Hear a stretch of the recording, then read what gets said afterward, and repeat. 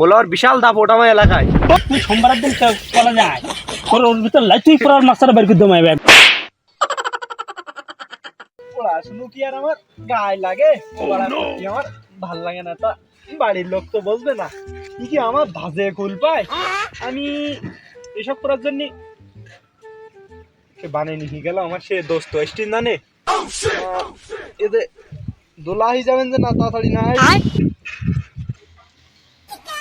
শালা বিড়ি খাবারটা সেরকম ভালো জায়গাও নেই, সামনে দেখি একটু ফাঁকা জায়গা রয়েছে, যাই বিড়িটা ওই জায়গায় বসে বসে খেয়ে নেই দেয়। দেখ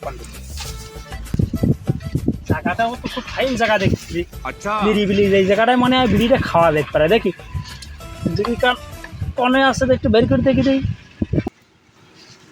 বললা ও কি ডাইসটি বললা এই যে মরেক মাস্টার পড়েনি বাদ দিয়ে বাগানের খুলে কি করতি? ও স্যার কি করে কোন শালা রে?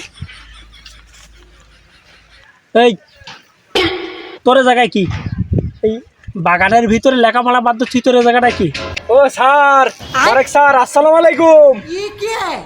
শালা নামও ধরতেছে আবার স্যারও বলতেছে, সম্মান দিচ্ছে। ওয়ালাইকুম আসসালাম। স্যার তা আপনি বাগানের খুলে কি করতেছেন?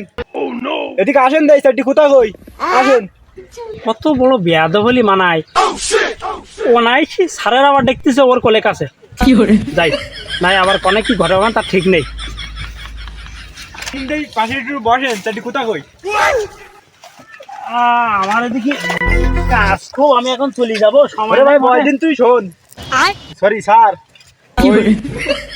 তা আপনি এই কলেজে গেলি আমার এই একটু মেয়েকে দিক টাকালি এ করলি তা করলি, আপনি শুধু আমার ধরে মারেন কে? আপনার কাজ কাম বলে স্যার হয় না।